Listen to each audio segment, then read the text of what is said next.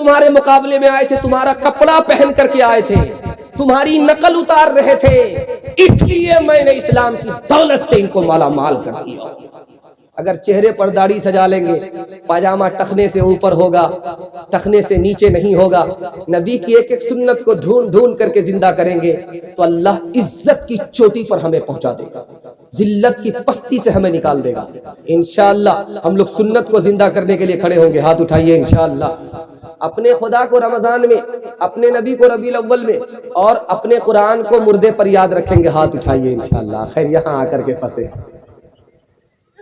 محبت کا جنون اب باقی نہیں ہے، وہ دل وہ آرزو باقی نہیں ہے، نماز و روزہ قربانیوں حج یہ سب باقی ہے، تو باقی نہیں ہے، باقی نہیں ہے۔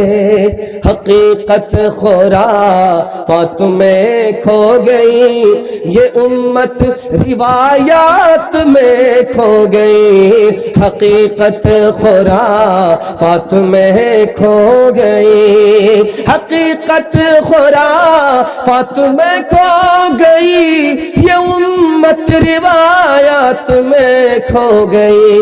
مجھے عشق کی آگ اندھیر ہے، مسلمان نہیں راکھ کا ڈھیر ہے، مجھے عشق کی آگ اندھیر ہے۔ جہیز کے حوالے سے آخری پیغام آپ کی خدمت میں لے کر کے آ رہا ہوں، بہت دھیان سے آپ لوگ سن رہے ہیں، انشاءاللہ عمل مرنے کے بعد ہوگا، ہاتھ اٹھا دیجئے، بالکل صحیح جا رہا ہے۔ خیر ماشاءاللہ، ہم بھی آپ کا جنازہ پڑھنے ہی والے ہیں، اگر آپ ہاتھ نہیں اٹھائے یہ تو خیریت ہے کہ آپ کو دعا دے کر کے جا رہے ہیں۔ دھیان سے سنیے گا، 1989 کی رپورٹ ہے، اخبار دکن نکلتا تھا، اس میں آیا کہ 1975 میں صرف دلی میں 350 لڑکیوں کو زندہ جلا دیا گیا، اس وجہ سے کہ مطالبہ پورا نہیں کیا، غریب باپ کی بیٹی تھی۔ دوسری مثال، 1980 سے لے کر کے 1985 تک میں مہاراشٹر میں 250 لڑکی کو زندہ جلا دیا گیا، کیوں؟ غریب باپ کی بیٹی تھی، مطالبہ پورا نہیں ہوا۔ لکھنؤ میں ہر 5ویں دن ایک لڑکی کو زندہ جلا دیا گیا۔ جانتے ہیں یہ لوگ جو خود ہٹھے کٹھے الو کے پٹھے بھینس کے انڈے کیلے کے چھلکے ہوتے، لیکن شادی کے موقع سے بلیٹ پیسے کا مطالبہ کرتے، جانتے ہیں کون لوگ ہوتے؟ ہمیں معاف کیجئے گا لیکن حقیقت بولنا پڑتا، میں آپ کو سامنے رکھنے کے لیے جا رہا ہوں، یہ کون لوگ ہیں دکھانے کے لیے جا رہا ہوں۔ یہ دنیا کے سب سے بڑے بھکاری ہیں۔ دنیا کا سب سے بڑا بھکاری کون ہوتا جانتے ہیں؟ جو ہر وقت مانگتا اور ہر چیز مانگتا اور ہر ایک سے مانگتا۔ آپ دیکھ لیجئے، جن لوگوں کی شادی کے موقع سے مانگنے کی عادت ہوگی وہ زندگی بھر مانگتا ہی رہتا۔ مکان بنانا ہے، جائے گا سسر کے پاس، دے دو، سسر نے کہا نہیں، تو 2-4 جوتے اپنی بیوی کو مارتا ہے، اب وہ سسر سمجھ جاتا کہ مارنے کا مطلب ہوا پیسہ دینا ہوگا، زندگی بھر مانگتا ہی رہتا۔ تو سب سے بڑا بھکاری ہو جاتا ہے جو شادی کے موقع سے خود کمانے والا، کھانے والا مرد ہو کر کے عورت سے سوال کرتا۔ دوسری بات کو یاد رکھیے، کتا کو آپ دیکھیں گے ٹانگ اٹھا کر کے پیشاب کرتا، آپ نے دیکھا ہوگا، اور زمین کو سونگتا ہے، آپ نے دیکھا ہوگا، ٹکڑا ملتا ہے دم ہلاتا ہے، آپ نے دیکھا ہوگا، اور جہاں ٹکڑا نہیں ملتا آنکھ دکھاتا ہے، آپ نے دیکھا ہوگا۔ دکھانے کے لیے جا رہا ہوں، اس کو دھیان سے سنیے گا، یہ راز کیا؟ کتا جو ٹانگ اٹھا کر کے پیشاب کرتا ہے، کیوں؟ اس لیے کہ تاکہ پیر میں پیشاب نہ لگے، پیر ناپاک نہ ہو، لیکن منہ پخانے میں ہے، منہ کو بچاتا نہیں ہے، پیر کو بچا رہا ہے۔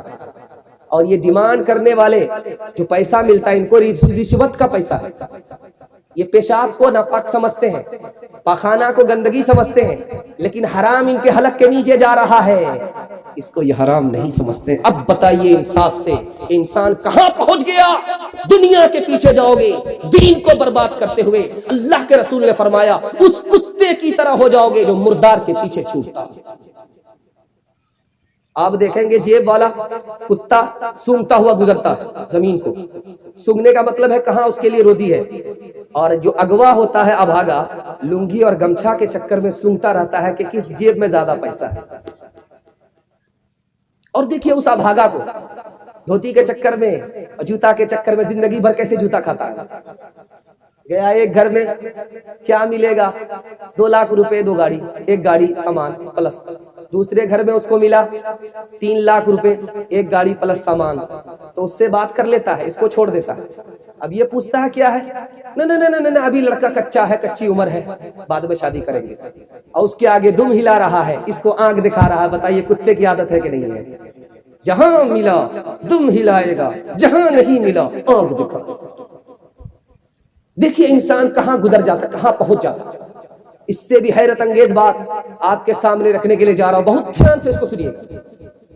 10 لاکھ بچہ گرایا جاتا ہے ہندوستان میں. 10 لاکھ بچے کو گرایا جاتا ہے پیٹ سے. جانتے وہ بیٹا نہیں ہوتا, بیٹی ہوتی. جیسے ہی الٹرا ساؤنڈ رپورٹ نے کہا کہ پیٹ میں بیٹی ہے, اس کو گرا لیا جاتا ہے. تو بیٹی جو گرنے والی ہے پیٹ سے, اس کی تعداد سالانہ کیا ہے ہندوستان میں 10 لاکھ. یہ کیوں مارتے ہیں بیٹی کو, بیٹا کو نہیں مارتے. بیٹی کو کیوں مارتے ہیں؟ اس لیے کہ بیٹی کی شادی میں پیسہ جائے گا, بیٹا کی شادی میں پیسہ آئے گا. میٹھا میٹھا حق حق, کڑوا کڑوا تھو تھو. 1 درجن بچہ ہو گیا, کوئی پریشانی نہیں. ای قدر آ قدر, ای قدر آ قدر, یہ سب آپ ہی کا ہے. ہاں گنتی معلوم نہیں, میرا ہی ہے بھائی. اتنا آ گیا, یہ برکت ہے بیٹا.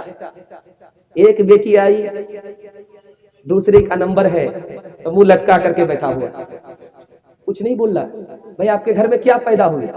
کہا کہ بیٹی ہے ہوئی. منہ لٹکا کر کے بیٹھا ہوا. بیٹا پر خوشی ہے, جلیبی بانٹ رہا. بیٹی پر خوشی نہیں ہے. کیوں؟